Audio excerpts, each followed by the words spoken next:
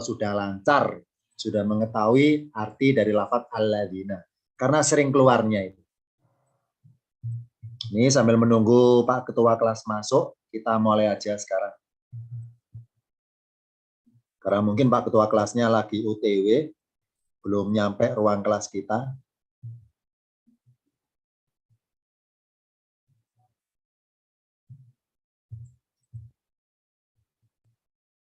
Sebentar ya, saya setting dulu untuk direkam, agar tiap pertemuannya ada arsipnya.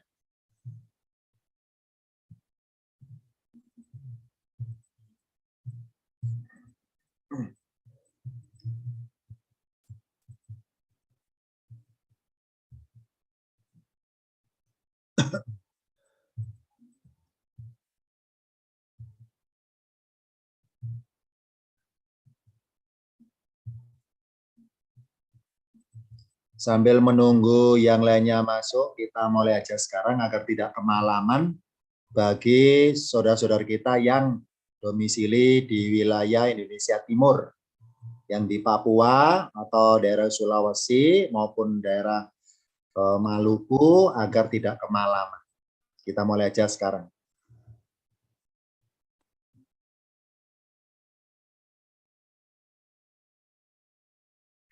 Assalamualaikum warahmatullahi wabarakatuh. Waalaikumsalam warahmatullahi wabarakatuh. Alhamdulillahirabbil alamin. Assalatu wassalamu ala asrofil anbiya'i wal mursalin nabiyina Muhammadin wa ala alihi wa sahbihi ajma'in, nama ba'd. Pertama, kita bersyukur kepada Allah karena masih ditakdirkan bisa bertemu kembali masuk ke dalam ruang kelas di Lembaga Ilfiqinas dalam rangka mengikuti kuliah umum. Dinamakan kuliah umum karena materinya bersifat umum. Yang tentunya pun yang masuk ruang kelas ini adalah campuran dari anggota jamaah ngaji di Ilfiqinas maupun dari undangan luar yang sengaja diundang untuk mengikuti materi kuliah umum di Lembaga Ilfiqinas. Di Lembaga Ilfiqinas ada dua kategori kelas, ada kelas yang reguler, yakni materi pelajarannya mempelajari tentang materi ilmu alat dari tingkatan paket 1 sampai dengan paket 10 ke atas.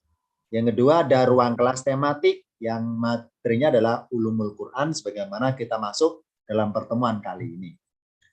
Kuliah umum di Ilfiqinas materinya ulumul Quran, ilmu mempelajari perlik-perliknya Quran, pernik-perniknya Quran, detailnya Al-Quran. Yang kita bahas hari ini adalah judulnya mengenal lafadz alladzina yang biasa diartikan orang-orang. Dari ilustrasi di layarnya ini yang sebelah kanan ini contoh ilustrasi dari pemahaman alladzina yang nanti kita pakai sebagai kesimpulan. Ini ada beberapa orang saling bergandengan tangan, saling merangkul untuk menjadi satu kesatuan. Ini ilustrasi dari kesimpulan, nanti kita bahas lafadz alladzina. Pertama kita buka dulu catatan paling mendasar tentang alladzina. Kita buka catatan paling umum dulu.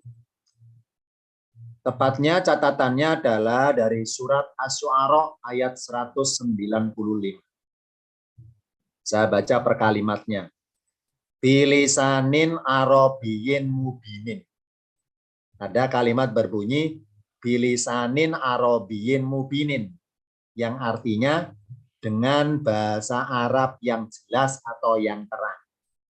Di Al-Quran berbunyi bilisanin arabiyyin mubinin, tidak bertuliskan berbunyi bilughatin arabiyatin mubinatin. Padahal artinya sama. Bilisanin dengan bahasa, bilughatin sama dengan bahasa, arabiyyin mubinin, arabiyatin mubinatin sama artinya bahasa Arab yang jelas. Ini di Al-Quran pakai lafadz lisanin arabiyyin, tidak pakai lafadz bilughatin arabiyatin. Apa hikmahnya ya Allah di Al-Quran? Kata-kata bahasa kok pakai lafat lisanin, kok nggak pakai lafat lugotin? Jawabannya adalah kita bedakan dulu paling mendasar antara lisanin dan lugotin. Kalau lisan ini definisi sederhananya adalah lisan artinya bahasa, lisanin artinya bahasa. Yakni bahasa yang bersifat komunikatif. Ini bersifat perasaan. Lah kalau lugotin, lugo bahasa bersifat semantik. Apa semantik? Terjemahan. Misalnya, saya bisa berbahasa Inggris. Ketika saya ngomong bahasa Inggris, tapi logat saya, maaf ya, karena saya orang Jawa, tapi karena logat Jawa saya masih kelihatan ketika melafadzkan bahasa Inggris, itu namanya saya berbahasa Inggris pakai istilah lugo. Apa lugo? Sekedar transit bahasa antara Indonesia ke bahasa Inggris mengenai intonasinya, makhrajul hurufnya, fase tidaknya itu nggak dibahas, sekedar semantik namanya lugo. Contoh misalnya saya orang Jawa, ketika melafadzkan misalnya Robbil alamina, saya bacanya Robbil ngalamina. Nah, kata-kata ngalami namanya lugo. Lugo. Kalau lisan adalah, yakni misalnya saya berbicara bahasa Inggris dan sangat fasih bahasa saya, sangat fasih, kayak saya merasa orang Inggris sebuan. Nah, itu namanya lisan. Jadi barang siapa ketika membaca Al-Quran, makhrajul hurufnya tepat, fasih itu namanya lisan. Lisanin Arabiyyin. Tapi barang siapa ketika membaca Quran, logat ke daerahnya masih terasa, masih kedengaran, namanya lugo. Apa lugo? Logat. Apa logat? Ya identik lidahnya ke daerahan itu, logat. Nah, berarti bilisanin Arabin dengan bahasa Arab yang seperti orang Arab pada umumnya berbicara itu maksudnya. Karena kalau lugotun itu identik kepada likuli kobilatin. Apa lugotun? Bahasa logat. Apa logat? Identik likuli kobilatin bagi tiap-tiap kabilah atau suku. Karena di Jazirah Arab itu luas. Lain suku, lain dialeknya. Sebagaimana di Indonesia. Lain suku, lain dialeknya. Meskipun barangkali dialeknya ada kemiripan. Kemiripan bunyi misalnya, maaf ya, misalnya contoh suku Sunda dan suku Jawa. Maaf ya, contoh aja loh ya. Misalnya ada bahasa Sunda seperti ini, misalnya berbunyi seorang majikan menyuruh pembantunya, misalnya ya, ART-nya. Seorang majikan nyuruh pembantunya. Majikannya, maaf ya, orang Sunda, pembantunya orang Jawa. Ini contoh aja loh ya, maaf ya. Ketika majikannya bilang seperti ini, atos nyokot ember, ya, majikannya berkata atos nyokot ember. Nah, karena pembantunya atau ART-nya itu barangkali kurang paham logatnya Sunda bahasa Sunda, maka menafsirkannya beda. Langsung dia ngambil ember digigit. Iya nyonya, ternyata keras embernya. Nah, ini contohnya ya. Atos nyokot ember. Nah, padahal tanya itu sudah ngambil ember. Nah, karena salah paham, maka ya tadi itu. Karena logat, apa logat? Likuli kobilatin. Bagi tiap-tiap kabilah atau suku. Nah, dari berbagai suku-suku Jazirah Arab, itu ada namanya bahasa nasional ibaratnya. Bahasa yang persamaan. Sebutannya lisanun. Lisanin arhanun untuk mengarah kepada Jazirah Arabiyun, orang Arab sana. Jadi kalau lugotun identik kobilatin, yakni logat tiap-tiap kabilah atau suku. Tapi kalau lisanun ini menyeluruh bahasa nasionalnya Jazirah Arab, gitu intinya. Tuh. Jadi kalau lugotun identik ke daerah logat masing-masing suku beda.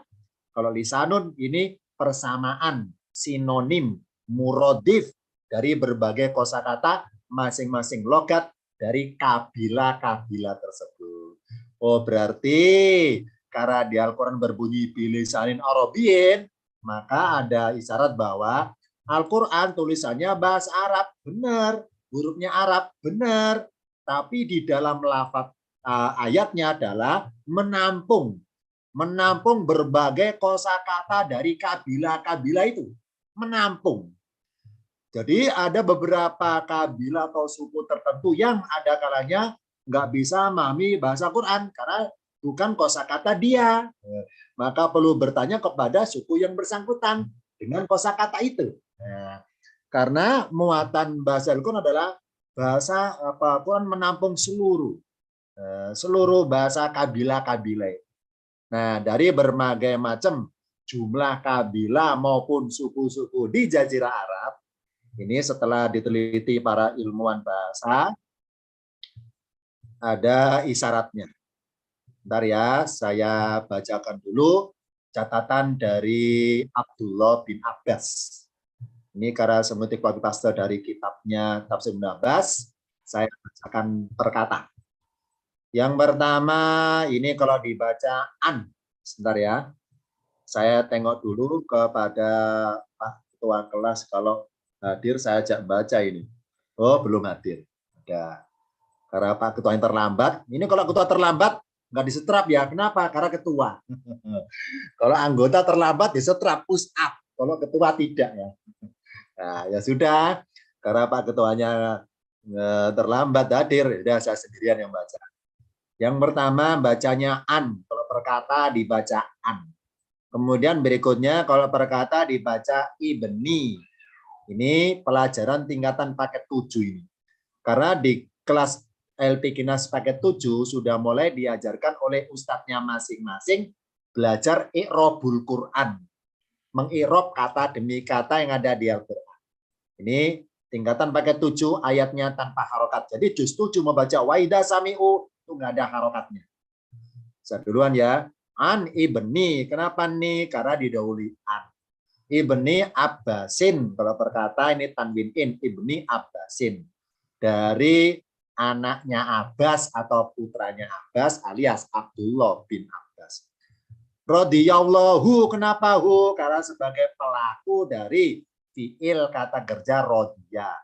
Radhiyallahu anhu, ini bernada doa, semoga Allah meridhoi anhu terhadapnya atau atasnya. Lanjutannya kata Ibnu Abbas fi qaulihi, di dalam perkataannya atau ucapannya, yaitu apa? Yakni Allah, di dalam ucapan Allah yang berbunyi bilisanin arabiyyin mubinin. Jadi Ibnu Abbas menerangkan kepada para sahabat yang lainnya tentang hikmah kandungan makna di balik lafaz bilisanin arabiyyin mubinin, dengan bahasa Arab yang jelas. Qala, dia berkata. Dia siapa? Ya Ibni Abbasin tadi berkata di hadapan para sahabat yang lainnya. Beliau menerangkan, yang dimaksud bilisanin arabiyyin mubinin, lisannya siapa sih? Bilisani Quraisyin, kata beliau. Dengan lisannya Quraisy ya. Dari berbagai banyak suku Jazirah Arab ada suku Quraisy ya. Bilisani Quraisyin, dengan lisannya Quraisy. Lisan ya, bukan lugotin, lisan. Dengan lisannya Quraisy. Walau kana, dan jikalau dia adalah, dia siapa? Yani qaulu itu. Jikalau ucapan Allah itu adalah goiru arabien, yakni tanpa berbahasa Arab maksudnya, ma fahimu, tidaklah mereka memahaminya. Jadi kata Ibnu Abbas, jikalau Allah itu berfirmannya ternyata bukan pakai bahasa Arab, tentu orang Arab tidaklah memahaminya. Lanjutannya kata Ibnu Abbas, wa ma anzalallahu, kenapa hu? Karena sebagai pelaku dari fiil kata kerja anzala. Dan tidaklah, kenapa ma'annya tidaklah? Gara-gara ada ilah. Jauh ini, ciri seperti ini di LP Kinas dipelajari tingkatan paket 1, dikenalkan oleh ustadznya masing-masing bahwa ma arti aslinya apa yang, tapi kadang-kadang berubah diartikan tidaklah. Nah, kapan artinya tidaklah? Ada ciri tertentu. Kenapa berubah? Contoh di sini. Wama artinya dan tidaklah. Dan mana taunya berubah tidaklah? Karena ada ilah. Wama dan tidaklah anzalallahu, Allah menurunkan kitaban, sebuah kitab minas samai dari langit, ilah kecuali atau melainkan bil arabi, dengan dalam kurung bahasa Arab. Wa kana Jibrilu, dan Jibril adalah urutannya subjek itu berpredikat, dan Jibril alaihissalam adalah wa kana, dan adalah Jibrilu alaihissalam ya jamu menerjemahkan likulli nabiyin, bagi atau untuk tiap-tiap nabi, bilisani qaumihi, dengan lisan atau bahasa kaumnya. Jadi Jibril tugasnya itu mentranslate ya dari firman Allah kepada bahasa kaumnya ini.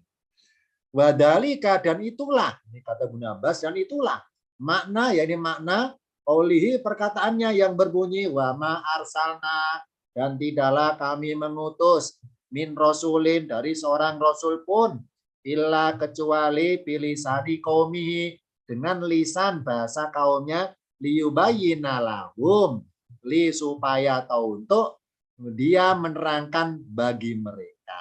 Jadi kata Ibnu Abbas, bilisani Quraisyin, maksudnya dengan lisannya, lidahnya suku Quraisy, bilisani Quraisyin. Kita buka catatan berikutnya. Ada penggalan kalimat berbunyi rihlatas sita'i wasoib. Nah, ini ya. Insya Allah yang kita masuk ruang kelas ini sudah hafal semua juz amma ya. Rihlatas sita'i wasoib. Ini saya copy paste dari Quran, Atlas Al-Quran. Rihlatas sita'i wasoib. Jadi orang-orang Quraisy Mekah itu ada kebiasaan, yakni apa? Melancong ya, healing ya, melancong ya, healing ya, karena di lockdown bertahun-tahun barangkali ya, healing melancong. Kemana melancongnya? Dilihat dulu, sita'i atau soif. Ketika sita'i musim dingin, melancongnya ke arah Yaman. Nah kalau soif ketika musim panas ke arah negeri Syam. Ini makanya dalam peta ini ada dua arah panah berwarna beda. Yang ke arah Yaman ini warnanya ungu. Yang ke arah Syam musim panas warnanya merah contohnya. Nah, dengan kebiasaan orang Quraisy Mekah yang mereka tempatnya ditempati sebagai turunnya Quran, maka otomatis karena mereka kebiasaan melancong ke berbagai negeri, tentu membawa lisannya. Jadi negeri manapun yang ditemui ataupun menjadi tujuan orang Quraisy Mekah untuk berdagang dan sebagainya, maka negeri orang tersebut itu pun sudah familiar dengan lisanin Arabien, dengan lisannya orang Quraisy itu.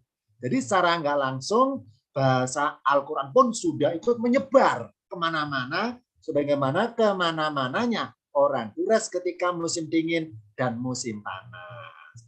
Bahasa dialek suku Quraisy otomatis dikenal oleh mereka. Nah, ini jadi ketika ada suatu suku, suatu desa didatangi orang Quraisy, ya mereka tanya jawab, misalnya ya, wahai fulan, ini saya panggil fulan aja ya.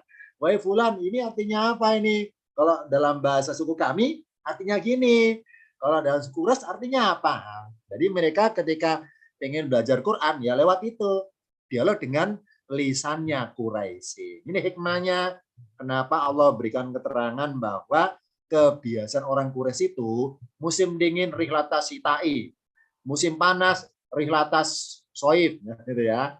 Melancong musim dingin ke Yaman, melancong ke negeri Syam, otomatis berbagai negeri yang mereka kunjungi juga familiar dengan dialognya orang Quraisy, dan juga otomatis bahasa Quran bisa menyebar kemana-mana. Ini hikmah dari adanya kebiasaan rihlatas sita'i wasoif. Maka berbagai jazirah Arab yang didatangi orang Quraisy, otomatis mereka sudah kenal bahasa Al-Quran. Dari banyaknya kabilah-kabilah atau suku di jazirah Arab, ini kalau diindeks secara daftar nama-nama suku, biasanya nggak hafal, jumlahnya ratusan, saya nggak hafal. Nah, saya hafal cuma 48. Kenapa 48? Karena hanya 48 suku sajalah yang kosakatanya Allah pakai di Al-Quran. Allah pakai di Al-Quran. Suku apa saja, kabilah apa saja, ini saya cantumkan nama-nama, daftar nama kabilah atau suku yang bahasanya dipakai oleh Al-Quran. Ada Ibrani, ada Kiptia, logat Mesir ada di Al-Quran, ada Mesir, kosakata dari Mesir ada Kipti, ada Quraisy, ada Habasa dari Aksum Ethiopia, ada Rum, ada suku Toi, ada Hijaz, ada Hadramaut, ada Yaman, ada suku Aus dan Khazraj, ada suku Farsi, ada Sabah, ada suku Tamim, ada Jurhum, ada Amaliko, Madian, Uman, Kuza'a, Kinana, Budail, Khimyar, Kinda, dan Sadus. Ini sengaja yang warna merah saya beri tanda Hudail. Karena lafaz Alladzina di Al-Quran berasal dari suku Hudail. Kan kita bahas nanti ya, profilnya suku Hudail. Apa hikmahnya ya? Allah milih suku Hudail untuk dipakai lokatnya Alladzina itu. Kita pakai nanti hikmahnya. Hudail, Alladzina dari suku Hudail. Ini masih jumlahnya 24. Berikutnya, ada dari suku Lakhom, Hamadan, Madihis, As'ari, Thaqif, Suryania, Anmar, Jazam, ada Khosa'am, Gosan, Salim, Adaro, Hawazin, Ala Barbar, ada dari suku Bani Hanifa, Qais Ailan, Amir bin Sokso'a, Muzayyana, Niptia, Taglib, Ibria, Yamama, Azad Sanu'a, dan Saidul Asiro. Ini 48 nama suku yang bahasanya dipegang di Al-Quran. Ini mengenai contoh masing-masing ayat dari berbagai suku ini. Untuk pertemuan kali ini enggak saya tampilkan seluruhnya. Saya milih yang ayat-ayat pilihan aja. Ya. Saya enggak contohkan seluruh suku, nanti bubaran subuh nanti ya. Ya, maaf ya. Jadi 48 suku ini saya ambil yang contoh ayat-ayat pilihan yang bermuatan kosakata dari suku itu. Ayat pilihan. Maksudnya pilihan apa Ustadz? Apa karena terkenal ayatnya? Bukan terkenal. Ayat pilihan. Ya, ini pilihan saya sendiri maksudnya. Ya. Saya contohkan ayat-ayat pilihan. Pilihan siapa? Ya pilihan saya sendiri. Bukan pilihan terkenal, bukan. Pilihan saya sendiri, Mas. Contoh misalnya. Misalnya ada salah satu kosakata di suku Tamim. Di suku Tamim. Lafadznya bagian. Bagian artinya dengki. Dalam definisi bahasa suku Tamim, apa sih bagian? Dengki yang dipendam. Kalau ditransit ke bahasa suku Quraisy Mekah, hasadan. Orang Mekah pakai biasa hasadan. Orang Tamim pakai biasa bagian. Ini. Jadi ketika orang Quraisy Mekah itu riflatas sita iwasoid. Nah, ketika mereka itu melancong ke negerinya orang Tamim, negerinya suku Tamim, otomatis orang Tamim tanya, bahasa saya, wahai orang Quraisy Mekah, hasadan artinya apa sih hasadan? Menghasut. Oh, atau dengki. Dengki. Oh, kalau bahasa kami dengki itu bagian. Nah, ini. Ternyata lafaz bagian Allah abadikan di Al-Quran. Contohnya, saya ngutip dari Ali Imran 19. Saya baca perkata dulu ya. Ini contoh salah satu kata dari suku Tamim. Inna dina sesungguhnya agama. Indallahi di sisi Allah al-Islamu dalam kurung adalah Islam. Wama dan tidaklah. Kenapa maknanya tidaklah? Gara-gara ada ilah. Wama dan tidaklah ikhtalafa berselisih. Siapa yang berselisih? Aladina orang-orang yang. Orang-orang yang mana? Utuh mereka yang telah diberi. Diberi apa? Alkitabah, diberi Alkitab. Ilah kecuali atau melainkan. Min ba'di dari sesudah apa yang. Ja'ahum telah datang pada mereka al-ilmu, pengetahuan. Bagian bainahum karena dengki di antara mereka. Bagian dengki. Makanya dalam bahasa kamus bahasa Arab, maaf ya, teroris sebutannya bugot. Apa bugot? Ya ini orang yang punya dengki kepada orang lain dipendam. Dipendam, nggak kuat pelampiasan, akhirnya meneror. Benar ya? Dan kalau bahasa Arab, apa teroris? Bugot. Apa bugot? Kata bagian dari bahasa suku Tamim. Ya, apa bagian dengki yang dipendam. Kalau hasadan, dengki yang diungkapkan dari orang menghasut gara-gara dengki pribadi yang nggak kuat mendam. Akhirnya curhat kepada orang lain, mengajak sepihak dengan dia supaya memusuhi orang lain. Nah, jadilah menghasut.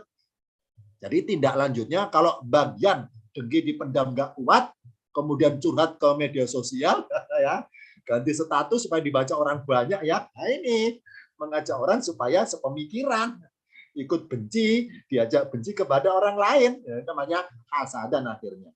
Apa bagian dengki yang dipendam? Ini dari suku Tamim, suku Tamim. Allah berikan di Al-Quran ya, Tamim, bagian dengki yang dipendam. Oh, berarti mereka itu berselisih tentang Islam itu hakikatnya karena ada dengki yang dipendam. Di luar pura-pura senang kepada Islam, hakikatnya benci sekali pada Islam. Itu namanya bagian karena dengki. Ini contoh satu ya, dari suku Tamim ada kata bagian. Contoh yang lain, suku Kinana. Kinana. Ada kata satro masjid has satro. Satro sama tilkoa. Saya baca perkata ya. Ini contoh kosakata suku Kinana. Kodenaro, maaf ya, kecil Arabnya tulisannya karena tampilan penuh satu ayat panjang. Kodenaro, sungguh kami melihat. Melihat apa? Saya baca perkata dulu. Takoluba, perpalingan. Ini karena Mas Darun. Perpalingan apa? Wajika, wajahmu. Kemana? Ke langit. Arti perkata di dalam langit. Arti bahasanya ke langit. Falanuwaliannaka, maka sungguh kami benar-benar dalam kurung akan memalingkanmu wahai Muhammad kemana? Kiblatan ke kiblat yang mana? Tardoa, yang dalam kurung kamu ridhoinya atau kamu rela padanya. Titik tanda wakof. Fawali, maka palingkanlah olehmu wahai Muhammad wajhaka, wajahmu kemana? Satrol Masjidil Harami, ke arah Masjidil Haram. Titik. Dalam arti bebas Indonesia, satro Masjidil Harami, ke arah Masjidil Haram. Nah, definisi satro itu kalau dalam bahasa Kinana, apa sih satro itu? Garis tengah. Oh, berarti kalau dirangkaikan secara spesifik bahasanya, satro Masjidil Harami, garis ke arah, garis tengahnya Masjidil Haram. Garis tengah. Ya. Makanya dialek antara suku Kinana dengan suku Quraisy beda dikit dalam hal misalnya alat tulis. Alat tulis. Dalam bahasa Quraisy, penggaris namanya mistorotun. Ya. Dalam bahasa Quraisy, mistorotun pakai sin, sinnya tipis, mistorotun. Dalam bahasa Kinana, mistorotun sinnya tebal, mistorotun. Nah, ya. Orang Kinana bilangnya sin tebal, mistorotun. Orang Quraisy sinnya tipis, mistorotun. Nah, ya. Ini mistorotun. Jadi kata-kata mistorotun pakai sin, aslinya pakai sin tebal karena dari bahasa Kinana. Makanya namanya penggaris untuk mengukur garis tengah. Garis tengah simetris pakai penggaris. Apa penggaris? Mistorotun pakai sin tipis. Aslinya sinnya tebal. Mistorotun. Nah, karena lidahnya orang Quraisy Mekah itu merasa keberatan kalau pakai sinnya tebal, maka mereka rubah jadi sinnya tipis. Mistorotun. Nah, suku Kinana tetap pakai sinnya tebal. Mistorotun. Nah, syatro. Allah abadikan. Kata-kata syatro dari logatnya suku Kinana. Garis tengahnya Masjidil Haram. Apa satro tilkoa dalam bahasa orang Quraisy Mekah? Arah menghadapnya itu tilkoa. Nah, karena Allah spesifik pakai kosakata logatnya orang Kinana, maka untuk mengungkap hikmah di balik ayat ini semakin mendalam. Terbukti dari kata-kata satro. Apa satro? Garis tengah. Berarti kalau berkata ada perintah dari Allah kepada Muhammad bahwa dalam hal perintah pindah kiblat ini ayatnya fawali maka palingkanlah wajahmu wahai Muhammad kemana? Ke syatro Masjidil Haram, ke arah garis tengahnya Masjidil Haram. Namanya garis tengah, pertemuan berbagai garis, garis horizontal, garis vertikal, garis diagonal. Nah, titik tengahnya itulah dinamakan syatro. Titik pertemuan garis tengah Masjidil Haram. Oh, berarti kita sholatnya itu menghadap kemana? Menghadap ke arah titik garis tengah. Titik pertemuan garis tengah Masjidil Haram. Ayatnya nggak berbunyi gini. Fawali wajaka satrol ka'bati. Nggak berbunyi satrol Ka'bah ya. Nggak ada kata Ka'bah. Adanya Masjidil Haram. Ini unik ya. Kita sholat menghadap ke arah Ka'bah. Tapi nyari kata-kata Ka'bah berbunyi satrol Ka'bah. Nggak akan nemu adanya satrol Masjidil Haram. Nah, ini dengan Allah padukan antara satro dengan Masjidil Haram, semakin spesifik jawabannya.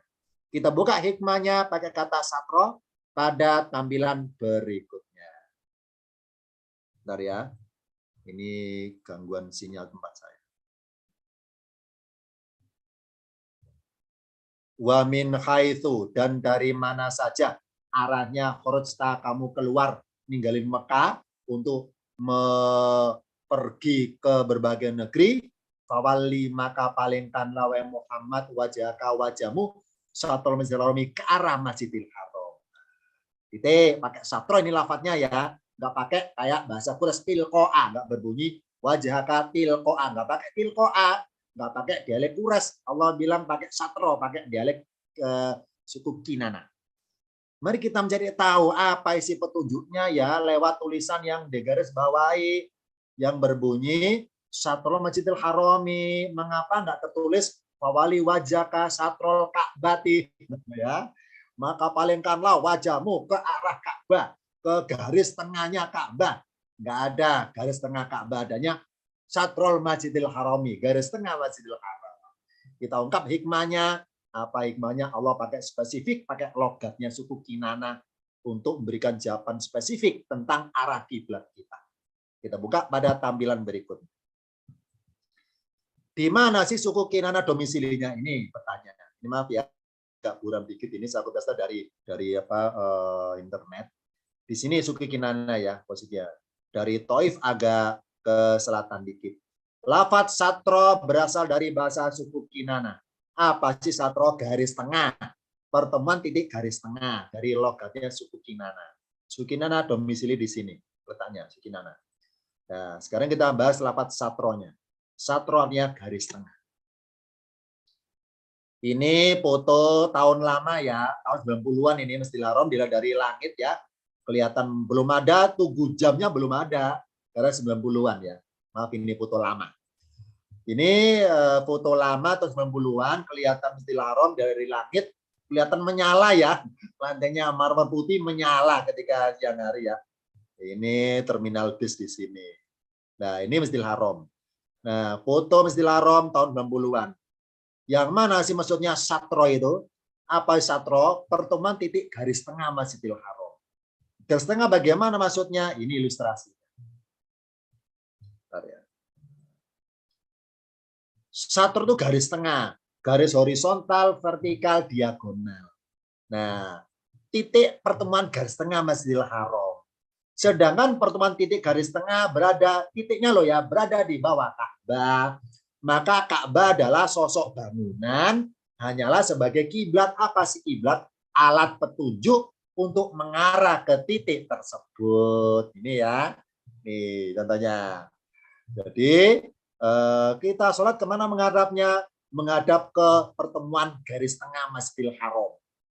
Mana tanda garis tengahnya? Ada di bawah Ka'bah. Oh, berarti Ka'bah sekedar isyarat, inisial, atau alat petunjuk yang mengarah ke titik tersebut. Nah, jadi kita hakikatnya menghadapnya tidak kepada sosok bangunan Ka'bahnya, tidak. Tapi kepada titik yang ada di bawah Ka'bah itu. Titiknya itu. Terbukti apa? Terbukti Ka'bah kotak, Ka'bah kubus. Sedangkan shopnya Masjidil Haram melingkar, ya kan ya? Tidak ikut kotak. Nah, dalam teori matematika, lingkaran terkecil adalah titik. Benar kan ya? Shopnya Masjidil Haram melingkar. Semakin lingkaran ke depan, ke tengah, semakin titik. Nah, kalau Ka'bah kita lepas ya, kita copot dari tanah, maka kelihatan titiknya. Ka'bah bentuknya kotak, kubus. Dari atas loh ya, kubus. Nah, jadi kita sholat hakikatnya tidak menghadap ke wujud kotak kubusnya itu. Tapi menghadap kepada satro. Apa satro?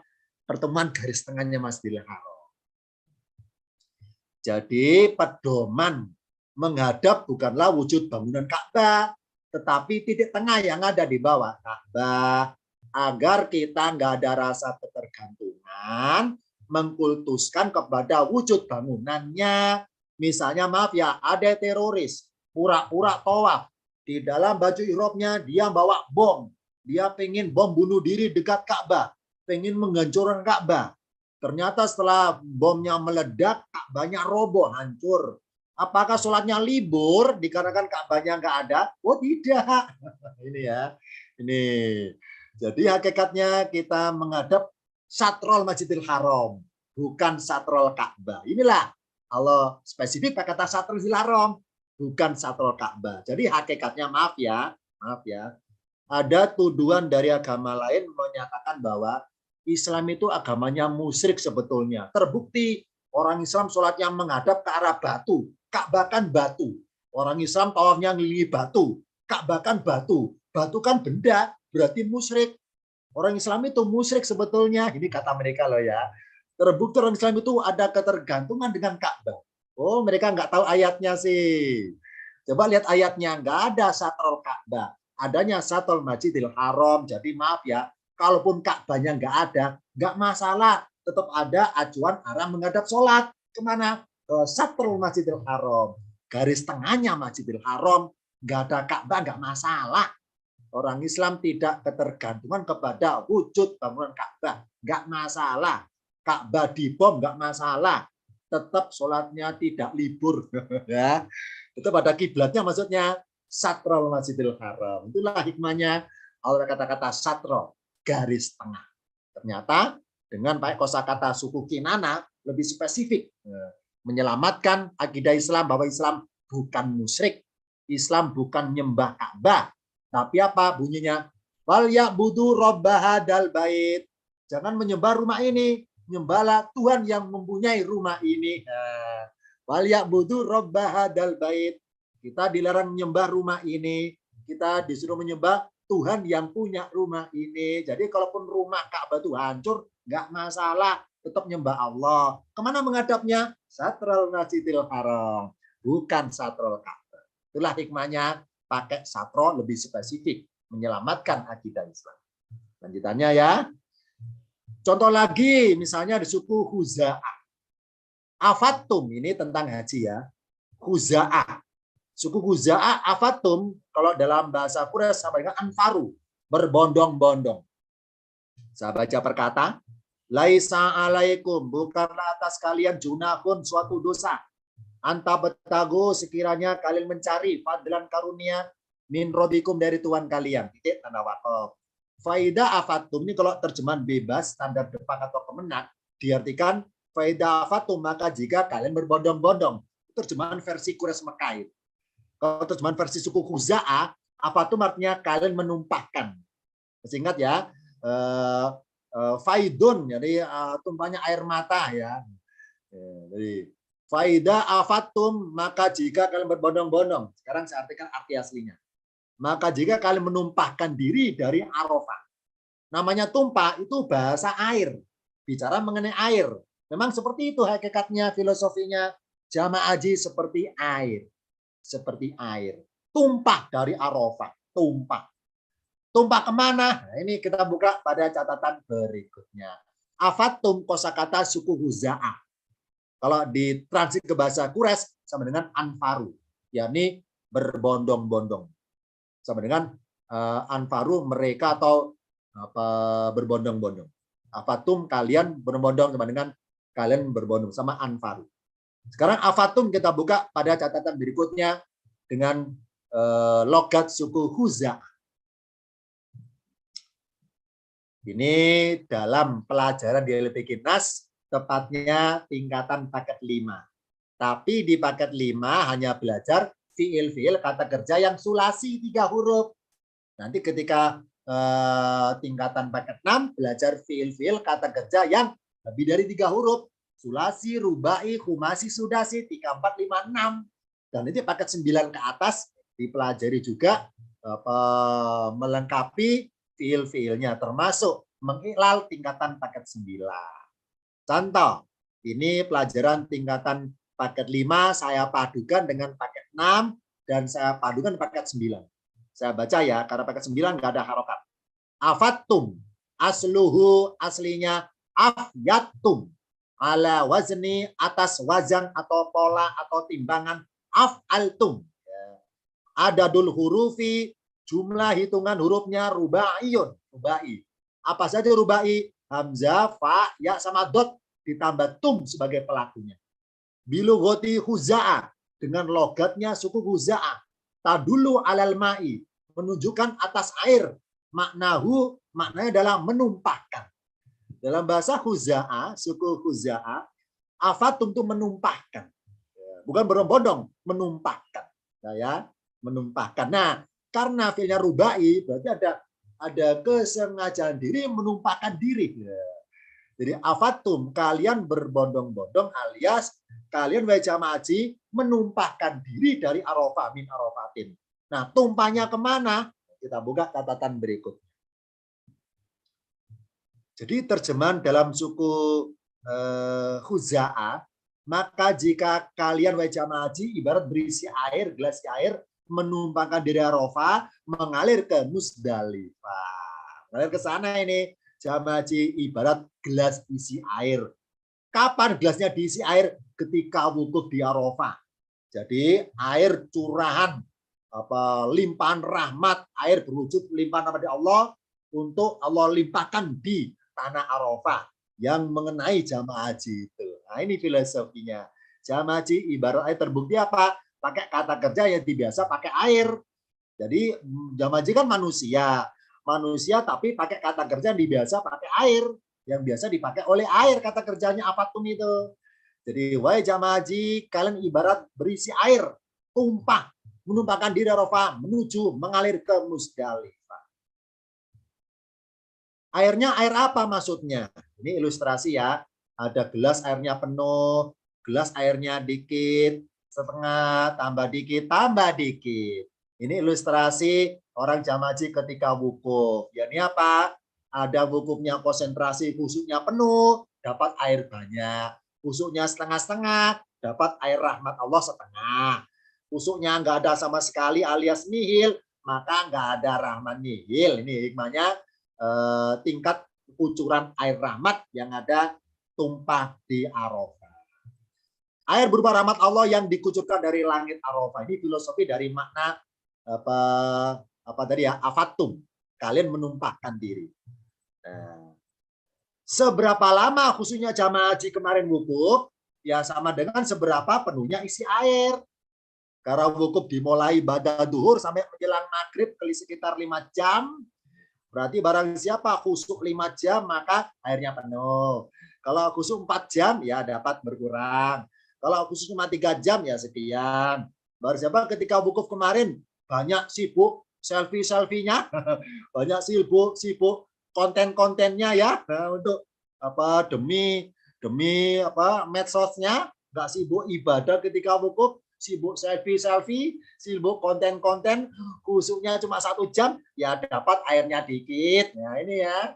Jadi jamaah haji itu dapat airnya macam-macam, ada yang penuh gelasnya, ada yang dikit sekali gelasnya, gara-gara bersangkutan sibuk ngonten ya, sibuk ngelaporin kepada followernya itu bahwa saya lagi wukuf, bahwa saya lagi ibadah. Di konten ternyata ya, ibadah ritual di konten lagi ya. Nah ini makanya khususnya 1 jam cuma dikit. Nah, apa resikonya kalau dapat air dikit? Nah, kita buka tampilan berikut. Jadi min Arafatin kemana tumpahnya? Ke Musdalifah. Apa hikmahnya? Secara geografis Musdalifah merupakan dataran paling rendah letaknya di wilayah Mekah. Apa muatan ilmiahnya? Sifatnya air selalu mengalir ke tempat yang paling rendah. Jadi ketika di Arafah jamaah haji gelasnya isi air, terus faida afatum, apa afatum? Kalian menumpahkan diri. Karena tumpah airnya mengalir kemana? Ke tempat paling rendah. Di mana? Di Musdalifah, dataran paling rendah wilayah Mekah adalah Musdalifah. Ini hikmahnya ya, mengalir ke sana jamaah haji, tidak mengalir kemana-mana, mengalir ke tempat paling rendah. Rendah apa? Secara geografis. Ini kalau geografis. Nah, kok secara historis dalam sejarah, Musdalifah merupakan tempat paling rendah derajatnya. Zaman kapan? Zamannya jahiliyah. Jadi maaf ya, pusat kejahilian di Musdalifah. Pusat lokalisasi, pusat perjudian di Musdalifah waktu itu. Jadi ketika ada orang naik onta, naik keledai, kalau mengarah ke Musdalifah, langsung bisa seudon dituduh. Mau ke situ ya? Ini. Nah, apa filosofinya? Karena dulu desa Musdalifah tempat paling rendah derajatnya, penuh kemaksiatan. Apa filosofinya? Perbuatan buruk identik dengan api neraka. Sedangkan air mampu memadamkan api. Ya, ini hikmahnya. Jamaah haji sebagai air.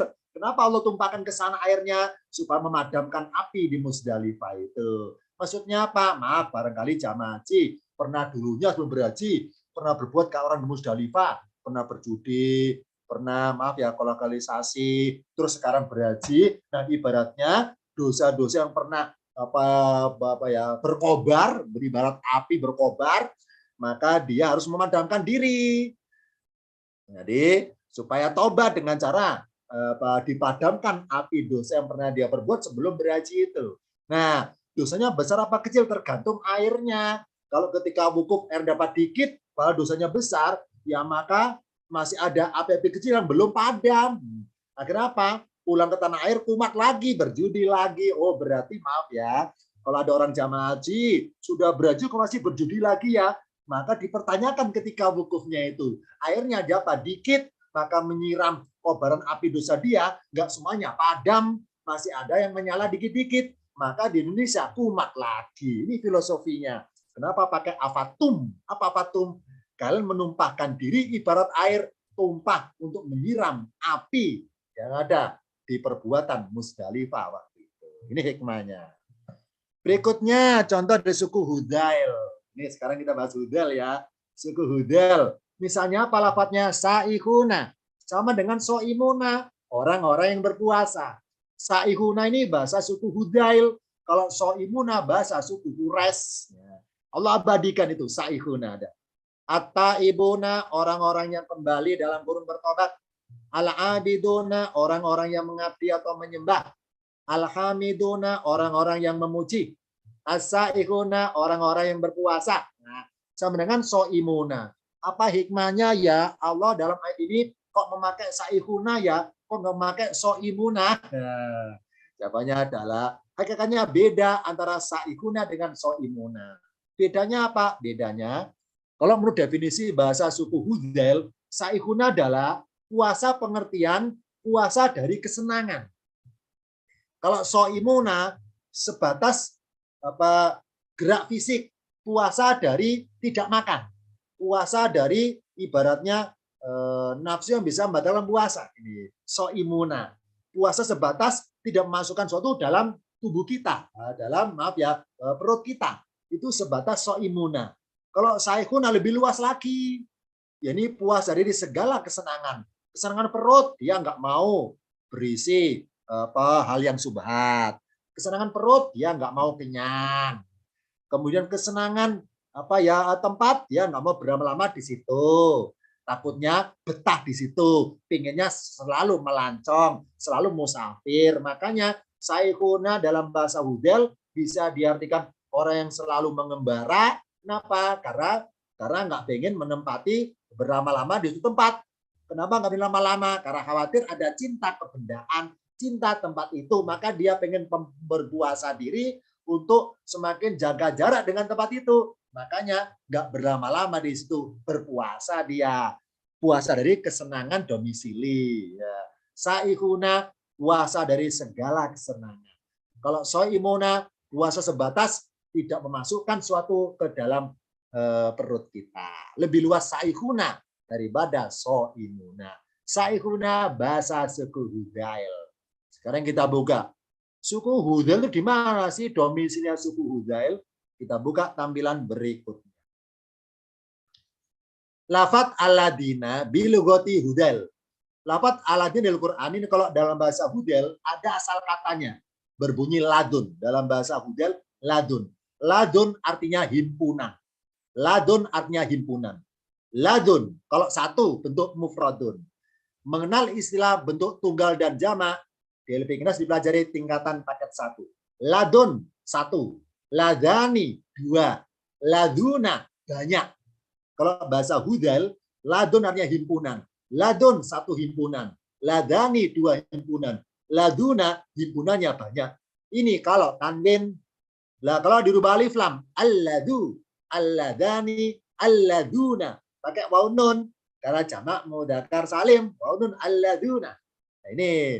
Nah, di Al-Qur'an tulisan aslinya alladu oleh Allah alif lam yang lamnya 2, Allah hilangkan 1. Jadi alladu. Aslinya dalnya doma alladu. Nah, karena Allah persiapkan huruf ya, huruf ya disiapkan ketika bentuk jamak, disiapkan semenjak bentuk tunggal, maka karena ada huruf ya, maka dalnya yang tadi berbunyi zu, doma dalam dialog suku hudal, maka Allah rubah menjadi di kasroh. Alladzi, ini ya. Aslinya alladu, tapi karena ditambah huruf ya, maka menyesuaikan bunyi intonasi i ketemu ya, maka dalnya kasroh alladzi. Aslinya alladu, sebagaimana dialog suku hudail. Kalau 2, alladani, lamnya 2. Di sini alladani, ya kan ya. Harusnya kan aladiani kan ya. Karena ada ya, tidak, tetap alladani, tidak aladiani. Kenapa? Karena ya adalah tidak asli. Ini ya sifatnya sementara. Hanya transit sebentar. Maka ketika bentuk musanna, bentuk 2, jumlah 2, nggak pakai ya, tetap pakai kayak suku hudail, alladani, tetap dani. Karena normalnya alladu masalahnya, du, dani, duna. Akhirnya loh ya, du, dani, duna. Makanya ketika bentuk musanna 2 orang, dani, tidak diani. Tidak diani kayak bunyi alladi, alladiani. Nggak seperti itu. Nah, jadi alladani. Nah, ketika bentuk jamak kalau versi suku hudal, alladuna pakai waw nun, maka oleh Allah wawnya diganti ya, semenjak awal sudah disiapkan huruf ya. Alladzi supaya jamaknya berbunyi alladina, tidak berbunyi alladuna. Nah, ini ya.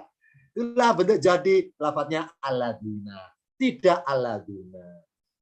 Ada beberapa sahabat Rasul yang berasal dari suku hudal. Ini yang saya hafal, namanya Abdullah bin Mas'ud, Utbah bin Mas'ud, juga suku hudal.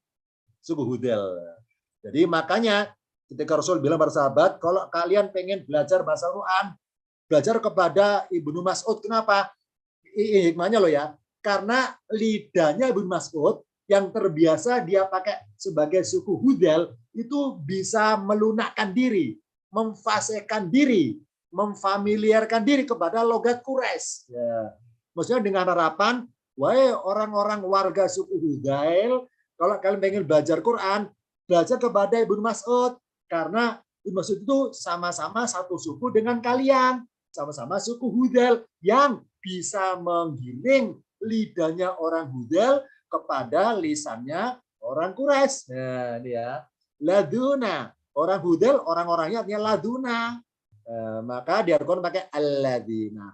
Maka semenjak itulah dalam kamus bahasa Arab dipakai alladzina, tidak lagi memakai alladzina.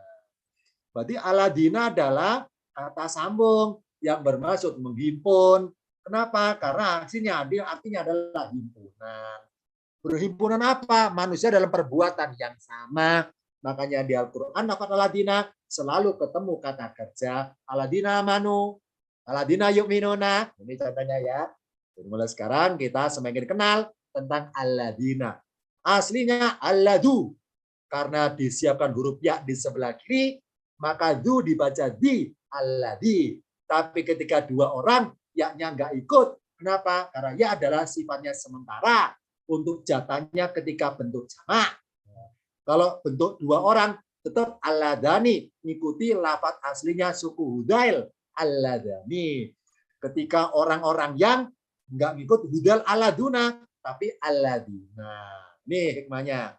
Ibnu Mas'ud pakai aladuna, tapi semenjak beliau ditugaskan Rasul mengajarkan Quran kepada suku hudal ibaratnya, maka aladuna digiring menjadi aladina.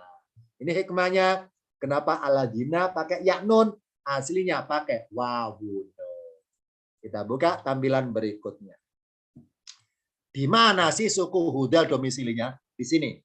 Ini maaf ya, petanya langsung bahasa Arab. Suku Hudal ini, di sini Hudal. Dekat dengan ya daerah Mekah lah.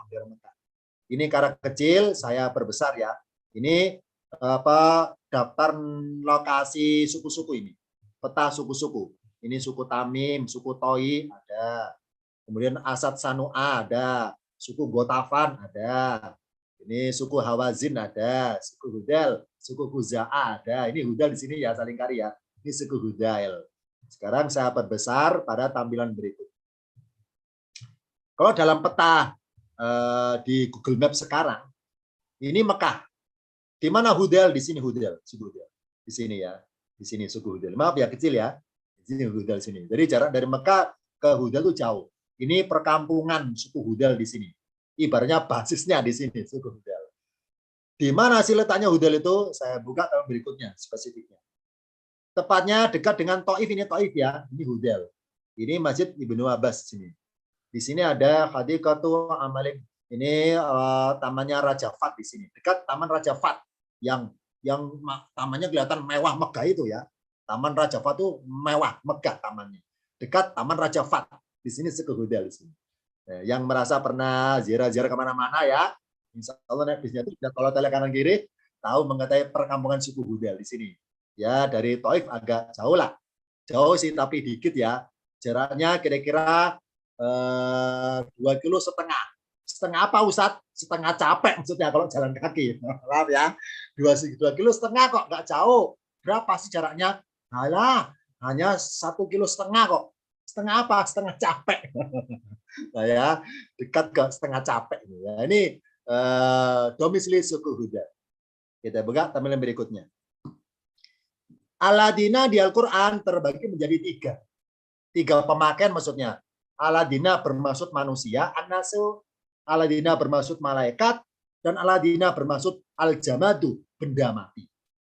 Aladina untuk An-Nasu bermaksud himpunan manusia, Aladina untuk malaikat bermaksud himpunan para malaikat, dan Aladina untuk al-jamadu bermaksud himpunan benda-benda mati.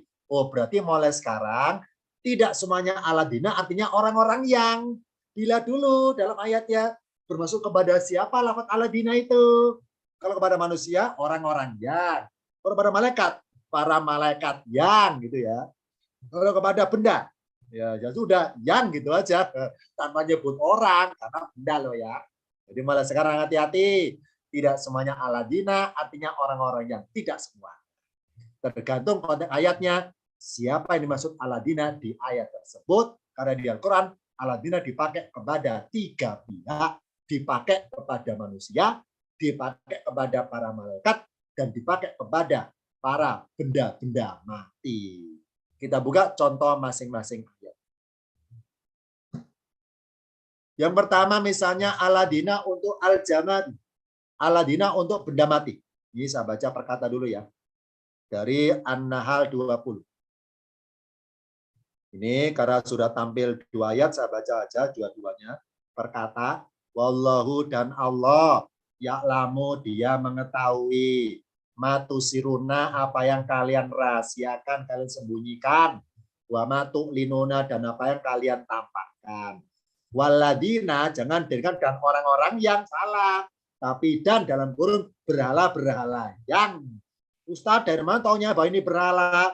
Karena konteks ayatnya tentang komunitas orang yang menyembah selain Allah, yakni berdoanya mengarah kepada pihak lain. Waladina dan dalam kurung berhala-berhala yang alias benda-benda mati, patung-patung yang yadauna yang kalian panggil, yang kalian seru alias kalian panggil min dunillahi dari selain Allah, layak lukuna si berhala-berhala itu karena benda mati, layak lukuna si berhala itu alias mereka tidak bisa, tidak dapat menciptakan sayan sesuatu apapun. Wahum sedangkan mereka si berhala-berhala itu benda mati justru yukhlakuna, yakni mereka diciptakan alias dibuat oleh manusia. Jadi gini kasarnya Allah bilang, wahai manusia, kenapa kalian menyembah benda mati? Benda mati loh nggak bisa menciptakan manusia. Justru benda mati kan buatan manusia. Kenapa kalian menyembah Tuhan buatan tangan kalian sendiri, gitu hikmahnya ke sana ya. Waladina jangan dijadikan dan orang-orang yang, tapi dan berhala-berhala yang dalam kurang aja loh ya, dan berhala-berhala yang ya dauna yang mereka seru alias mereka panggil min dunillah dari selain Allah, layak lukuna mereka tidak bisa menciptakan sayan sesuatu apapun. Wahum sedangkan mereka justru yukhlakuna mereka diciptakan alias dibuat atau buatan manusia. Ini contoh Aladina yang bermaksud benda-benda mati. Nanti ya, mulai sekarang Aladina jangan dulu diartikan orang-orang yang, dilihat dulu. Jadi dilihat dulu, dikeker dulu ya, dikeker dulu. Jadi jangan mentang-mentang kita lacar aladina orang-orang yang, aladina orang-orang yang, ya dilihat dulu. Bermasuk kepada siapa di ayatnya? Ini contoh satu, aladina bermasuk kepada benda-benda mati. Contoh berikutnya, aladina bermasuk kepada para malaikat. Contoh ya, ini saya baca per kalimatnya. Wa kadzalika, dan seperti itulah hakot kalimatur rabbika. Hakot nih, telah benar kalimat Tuhanmu alal ladina, atas orang-orang yang kafaru, mereka yang telah ingkar. Annahum, sungguhnya mereka ashabun nari, para penghuni neraka. Kita dulu. Ingat bahwa dari berbagai ayat di Al-Qur'an banyak sekali ayat yang berawal aladina. Banyak sekali. Banyak sekali. Nah, karena begitu banyaknya, saya nggak hafal jumlahnya. Banyak sekali. Nah, boleh sebagai PR ya, PR. Silakan di total berapa jumlah ayat awal aladina.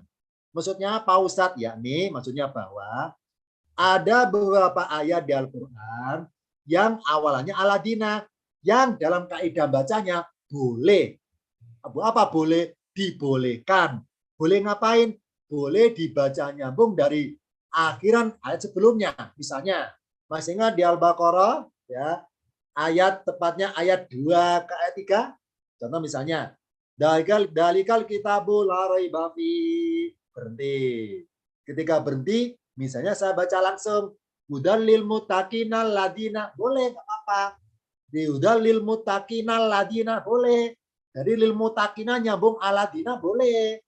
Hudal lil muttaqinal ladina boleh dibaca wasal. Kenapa boleh? Karena aladina di nomor 3 bermaksud profilnya orang-orang mutakin. Oh, berarti apakah semua ayat yang awal aladina boleh dibaca nyambung dengan ayat sebelumnya? Oh, tidak semuanya. Kalau gitu gimana cara mengetahuinya? Gampang. Gampang apa Ustadz? Gampang lupa maksudnya. Gampang cara mengetahuinya. Gampang. Apa? Ya harus paham ayatnya. Contoh di sini. Ya, ini contoh loh ya. Ini contoh baca nyambung yang salah. Contoh yang salah dulu. Saya baca nyambung. Misalnya, wa kadzalika haqqat kalimatu rabbika 'alal ladina kafaru. Berarti misalnya saya berhenti kafaru berarti. Terus berikutnya misalnya saya sambung. Annahum ashabun naril ladina. Sebenarnya nyambung. Ashabun naril ladina. Ini kalau dalam kaidah tajwid, ini tajwid loh ya. Boleh nggak apa-apa. Kenapa? Ya karena bisa dibaca wasol, ri ketemu lem naril ladina boleh. Dan secara tajwid boleh. Tapi secara pemahaman ulumul Qur'annya tidak boleh. Kenapa? Karena dimaksud aladina adalah bukan para penghuni neraka, tapi pihak lain masalahnya. Siapa pihak lain? Para malaikat. Dari mana tahunya bahwa adinu para malaikat? Dari pengertian yahmilunal arsa. Siapa sih yang memikul singgasana? Yang memikul singgasana adalah para malaikat, bukan para penghuni neraka. Ini ya, hati-hati. Berarti kalau membaca ayat itu yang aladina enggak semuanya disambung. Enggak semuanya, dilihat dulu. Apakah aladina di awal ayat ada kaitannya dengan akhirat sebelumnya? Kalau ada, maka boleh disambung. Kalau enggak ada hubungannya, maka enggak boleh disambung. Contoh di sini. Annahum, sesungguhnya mereka. Siapa mereka? Kafaru. Adalah ashabun nari, para penghuni neraka. Itu berhenti. Kenapa harus berhenti? Karena aladina itu enggak bahas orang kafaru, tapi bahas pihak lain lagi. Siapa? Aladina, orang-orang yang. Jangan orang-orang, karena bukan manusia. Siapa dong? Para malaikat. Aladina, malaikat-malaikat yang, gitu terjemahannya. Yahmilunal arsa, yang mereka memikul singgasana. Waman haulahu, dan dalam kurung malaikat yang ada di sekitarnya atau di sekelilingnya. Yusabbihuna bihamdi rabbihim, mereka memuji atau bertasbih dengan pujian Tuhan mereka. Wa yu'minuna bi, dan mereka beriman kepadanya. Wa yastaghfiruna, dan mereka minta ampun untuk siapa sih? Para mereka itu baca istighfar untuk lilladina amanu, untuk orang-orang yang mereka telah beriman. Ini contoh ayat berawan aladina yang tidak boleh dibaca nyambung dengan akhiran ayat sebelumnya. Tidak boleh. Emangnya kenapa kalau baca nyambung? Melanggar. Melanggar apa? Melanggar perda nomor sekian. ya. Sudah dirapatkan oleh DPR MPR ya. Melanggar perda nomor sekian. Kena pasal berlapis nanti kalau baca nyambung ya. Kena pasal berlapis nanti. Melanggar perda nomor sekian. Nah, alladzina ini bukan ashabun nari, tapi para malaikat. Makanya sakit ada silang maksudnya apa? Ashabun nari nggak boleh dibaca nyambung. Lafat aladina nggak boleh, nggak boleh siapa? Nggak boleh pemahaman ayatnya ini maksudnya nggak boleh. Ini contoh aladina di awal ayat yang bermaksud kepada para malaikat. Sekarang contoh terakhir, aladina bermaksud kepada manusia. Contoh misalnya, saya baca perkata ya, wasta'inu, kalau perkata alimnya kasroh, wa ista'inu, dan minta tolonglah kalian bisobri dengan sabar, wasolati dan sholat. Wa inna, dan sungguhnya dia lakabiratun, sungguh berat, arti perkata besar jadikan berat, ila kecuali alal khosina, atas orang-orang yang khusyuk. Nah ini setelah kata khosina ketemu aladina, ini boleh dibaca nyambung, boleh. Kenapa boleh? Karena aladina nomor 4 adalah menjelaskan profilnya orang khusyuk. Orang khusyuk adalah aladina orang-orang yang bagaimana orang khusyuk itu? Ini definisi mendasar ini. Orang yang yadununa, mereka meyakini. Meyakini apa? Annahum sungguhnya mereka. Mereka ngapain? Mulaku robim, orang-orang menemui Tuhan mereka. Wa annahum, dan sungguhnya mereka, loncat menerjemahkannya, rojiuna, berbentur ke kanan ilahi. Wa annahum, dan sungguhnya mereka, rojiuna, orang-orang kembali ilahi kepadanya. Oh, berarti orang khusyuk adalah alladzina. Ini boleh nyambung ini. Misalnya saya baca nyambung. Wasta'inu bisabri wassalat. Berhenti. Berikutnya saya baca nyambung. Wa innaha lakabiratun illa 'alal khosina alladzina yatununa mulaku rabbihim. Jadi boleh khosina alladzina, boleh nyambung enggak apa-apa. Karena aladina yang di ayat 4 adalah bermaksud kepada al-khosina. Makanya ketika membaca aina, khosina alladzina boleh nyambung. Khosina alladzina boleh nyambung. Ya, boleh ya, ini contoh yang boleh. Kalau tadi contoh yang enggak boleh. Nah, ini profilnya orang khusyuk. Orang khusyuk adalah aladina orang-orang yang yadununa mereka meyakini. Meyakini apa? Sesungguhnya mereka mula kurobin. Berkata loh, ini isim, kata benda, orang-orang yang menemui Tuhan mereka. Ini kalau dalam bahasa kaidah suku bangsa Quraisy, kata mulaku nggak boleh pakai alif. Nggak boleh pakai alif. Kenapa? Karena isim, kata benda yang pengen disandarkan ke lafaz sebelah kiri. Nggak boleh pakai alif. Mulaku robin. Ternyata oleh Allah ada alifnya di sini. Mulaku ada alifnya ini ya. Ini kalau secara kaidah logat Quraisy salah ini. Salah. Berhubung Quran nggak boleh disalahkan. Nah, ini tentunya. Oh, berarti Quran punya uslub. Apa uslub? Gaya bahasa tersendiri. Nggak mengikuti sebagaimana gaya bahasa manusia pada umumnya. Contohnya, kaidah bahasa Quraisy mula kurobim nggak boleh pakai alif, tapi Quran pakai alif. Ini contohnya ya. Nah, mana buktinya bahwa ini isim kata benda? Terbukti Robi banyak kasroh. Mula kurobim, orang-orang yang menemui karena disandarkan namanya mudofun, istilah pakai 7, disandarkan ke kiri. Nah, karena disandari lafaz robnya, makanya kasroh. Mulaku robbi. Kalau gitu apa hikmahnya ya? Allah tambahi alif di sini, apa hikmahnya ya? Kita buka pada tampilan berikutnya. Orang khusyuk adalah orang-orang yang yadunnuna. Mereka meyakini. Ketika sholatnya itu merasa mulaku. Menemui Tuhan mereka. Ini contoh ilustrasi gerak sholat, berdiri, ruku, sujud, duduk. Ini ilustrasi yang kalau dicocokkan dengan lafaz nama Nabi kita Ahmad, berdiri inisial alif ramzah. Ha, ruku inisial membentuk huruf H. Mim tengahnya lobang, ini sujud. Dal duduk rendah, huruf dal. Ahmad ini ya, Ahmad. Ahmad bin Abdullah. Apa hikmahnya ya? Gerak sholat kok seperti lafaz Ahmad. Hikmahnya bahwa Nabi kita Muhammadun itu sebutan kedinasan, status kerasulan. Makanya gandengannya Muhammadun Rasulullahi. Tapi kalau Rasul Muhammad dilihat dari sudut pandang sebagai sosok pribadi orang sipil, maaf ya, etnis orang Arab biasa, sebagai Ahmad bin Abdillah. Bukan Ahmad Rasulullah, Ahmad bin Abdillah. Gandengannya beda, Ahmad ibni Abdillah. Kalau Muhammadun Rasulullah, apa hikmahnya? Hikmahnya bahwa seorang Muhammad sebagai Rasul sekalipun, tetap ketika nyembah Allah atas nama pribadi sebagai hamba Abdullah. Hamba. Jadi nggak mentang-mentang misalnya saya seorang ulama. Maaf ya, saya seorang nabi. Saya seorang ulama. Saya orang ustadz.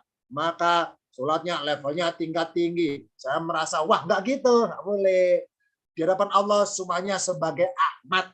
Nggak peduli seorang Rasul sekalipun, maka menyembahnya harus sebagai seorang hamba biasa. Hamba biasa. Jangan atas nama kedinasan sebagai orang biasa di hadapan Allah. Sebagai Ahmad bin Abdillah, orang sipil. Lepas baju kedinasan, lepas baju kenabian, lepas baju kerasulan. Ini hikmahnya ilustrasi gerak sholat sebagai seorang Ahmad bin Abdillah. Berarti seorang Muhammad pun ketika sholat menjiwai sebagai Ahmad bin Abdillah. Jadi nggak mentang-mentang sebagai seorang Rasul, tapi sebagai Ahmad, orang biasa. Seorang hamba biasa di hadapan. Ini ilustrasi gerak sholat sebagai lafaz Ahmad. Apa hikmahnya alif di lafaz mulaku ya? Nah, sekarang kita ungkap. Misalnya saya rubah lengkap mulakuna. Ini misalnya lah ya. Mulakuna, karena mulakuna maka robah gandengannya. Ini kaidah ilmu alat tingkatan paket 7. Mulakuna ini isim mustaq, kata pecahan. Artinya orang-orang menemui. Nemu siapa? Untuk objek. Karena sebagai objek maka robah. Mulakuna robahum. Orang-orang khusus adalah orang-orang yang menemui Tuhan mereka.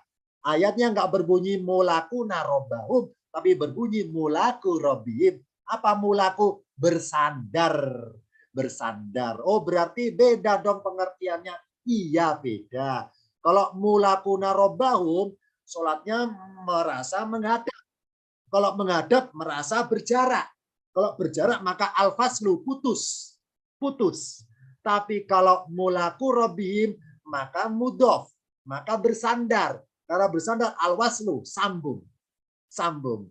Oh berarti mulai sekarang dengan Allah isyaratkan pakai mulaku bukan mulakuna, maka mulai sekarang mari pas kita sholat jangan sekedar merasa menghadap Allah, tapi merasa bersandar, nempel, bergelantungan, rangkulan, bergelantungan, nempel kepada Tuhan mereka. Nempelnya ini namanya mulaku robihim. Kalau menghadap masih berjarak, merasa nggak pernah nyampe kepada Allah, merasa doanya nggak pernah dijawab, merasa seudon terus. Tapi kalau mulaku robihim, kalau merasa bersandar, merasa nyampe, merasa didengar doanya. Nah, ke sana penghayatannya. Makanya pakai mulaku, tidak pakai mulakuna. Kalau gitu alifnya alif apa dong di sini? Ini namanya alif sebagai alif pembatas alias hijab. Hijab. Maksudnya apa? Berarti seseorang ketika menghadap Allah itu tingkat khusyuknya beda-beda. Beda-beda, rasa bersandarnya beda-beda. Nah, ini yang bedakan tingkat khusyuknya itu. Ada yang sudah bisa melewati hijab, ada yang nggak bisa melewati hijab. Apa hijab? Penghalang tirai yang menghalangi supaya nggak bisa khusyuk. Nah, ini mulaku rabbihim. Ya, ini contoh lafadz alladzina yang bermaksud manusia. Mendekati kesimpulan terakhir. Siratal ladzina amta, jalan orang-orang yang telah kau beri nikmat atas mereka. Allah di sini orang-orang loh ya. Boleh orang-orang, kenapa? Bermaksud manusia. Siapa sih Aladina di sini? Para pendahulu kita yang telah menerima nikmat karena an'amta, bentuknya kata kerja past tense ya.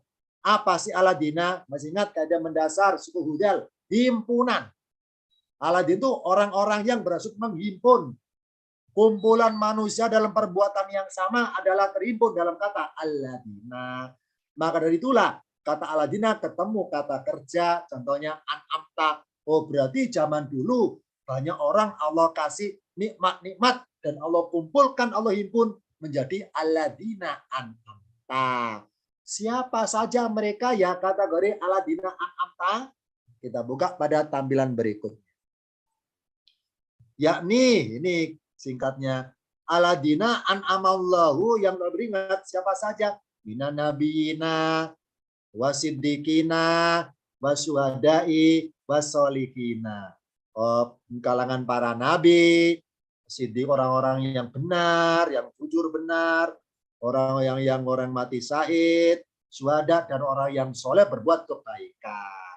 Oh, berarti orang zaman sekarang adalah Allah bilang man yuti'illah. Barang siapa mentaati Allah, orang zaman sekarang mentaati Allah.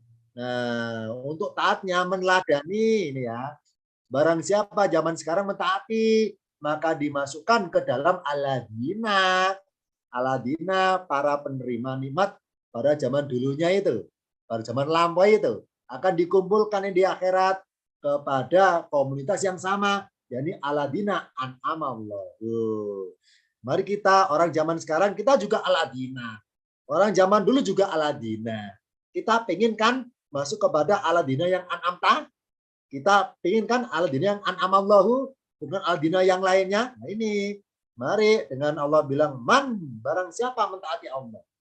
Nah, untuk mentaatinya bisa lewat meneladani keempat golongan ini. Meneladani para nabi, siddiqin, syuhada, dan sholihin. Karena di Al-Fatihah nggak berbunyi sirotol ladina tun'im. Nggak berbunyi pakai mudhari tun'imu. Tapi pakai an'amta. Apa an'amta? Fi'lun madin. Bentuk lampau. Oh berarti orang-orang telah Allah berikan nikmat zaman dulu itu adalah 4 golongan ini. Para nabi, orang jujur siddiqin, orang-orang yang syahid, dan orang-orang yang soleh. Nah, zaman sekarang ini aladina sekarang ini yang warna merah. Zaman mudhari'un apa mudhari'un? Zaman modern ya. Orang Indonesia itu apa ya lidahnya nggak apa sih modern mudhari'un ya. Aslinya mudhari'un karena nggak bisa on modern. Apa jangan modern zaman sekarang. Oh berarti fi'lun mudhari'un perbuatan orang zaman sekarang. Allah nggak bunyi seperti di Al-Fatihah. Sirotol ladina tun'imu. Kalau bintun'imu berarti Allah itu memberi nikmat orang zaman sekarang. Gitu kan ya. Karena pakai an'amta orang zaman dulu. Oh berarti orang zaman sekarang hanya bisa meniru, meneladani orang-orang zaman dulu. Karena secara bahasa mudhari'un arti perkata adalah peneladanan. Niru atau peneladan. Mudhari'un. Dalam kaidah ilmu alat tingkatan paket 7 dalam tinjauan ilmu ulumul Qur'annya, mana filosofinya, zaman modern, zaman mudhari'un peneladanan. Fi'lun mudhari'un marfu'un. Apa fi'lun perbuatan? Apa mudhari'un yang meladani? Marfu'un orang-orang soleh akan marfu'un, terangkat derajat si Allah.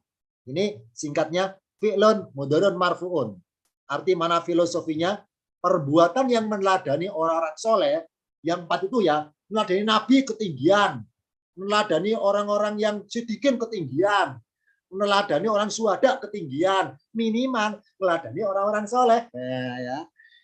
Perbuatan orang zaman sekarang, mudhari'un zaman sekarang kan ya, meneladani orang-orang soleh akan marfu'un, terangkat, rofa akan mengangkat, marfu terangkat derajat si Allah. Apa tanda terangkatnya? Wa alamatu raf'i, dan tandanya, tanda terangkatnya adalah domatun. Tanda terangkat derajat, domatun berkumpul dalam komisi aladina oleh Allah. Berkumpul dengan orang yang soleh. Dohirotun tampak jelas. Fi akhiri husnul khotimah, meninggal dalam keadaan akhir hayatnya itu. Barang siapa kebiasaan ngumpul orang baik, maka matinya insya Allah baik. Barangnya terbiasa lisannya ngomong baik, fi akhirihi, matinya baik ucapannya. Jadi ketika orang satu lemah itu kebiasaan ucapannya apa? Kalau kebiasaan ucapan buruk, maka matinya ngomongin sedang ngomong buruk. Kalau terbiasa ucapan baik, Bagaimana supaya jadi baik? Maka berkumpul dengan orang-orang baik, supaya selalu berucap baik, supaya dhammatun dhairatun fi akhirih.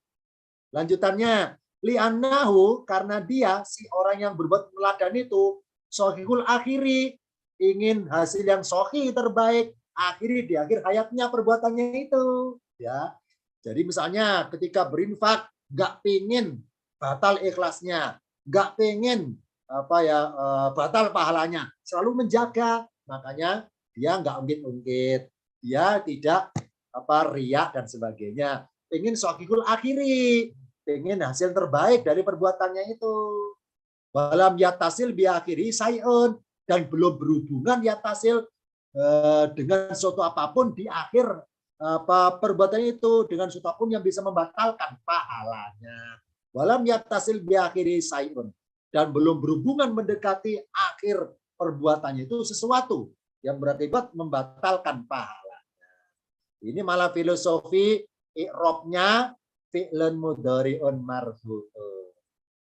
Kesimpulannya adalah aladina, kategori adalah kata sambung yang bermaksud menghimpun siapa saja dalam perbuatan yang sama. Karena sekarang kita zamannya zaman mudhari'un, kita zaman modern, zaman peneladanan, mari kita menjadi aladina yu'minuna. Kalau kita di dunia menjadi aladina yu'minuna, apa yu'minuna? Sedang beriman. Karena sedang fi'il mudhari'. Di zaman modern, zaman peneladanan. Kalau kita sedang beriman dan kita mempertahankan iman sampai meninggal agar di akhirat terhimpun dalam aladina amanu, dikumpulkan dengan kategori minan nabiyina wasiddiqina wasuhada'i wasolihina. Ini hikmahnya aladina kadang-kadang berbunyi aladina yuminuna, kadang berbunyi aladina amanu. Bedanya seperti itu. Lafaz aladina kalau yuminuna mengarah pada orang zaman sekarang supaya kesinambungan, berbuat yuminuna agar di akhirat Allah kumpulkan dalam komunitas aladina amanu dari kalangan para nabi, siddiqin, suhada, dan sholihin.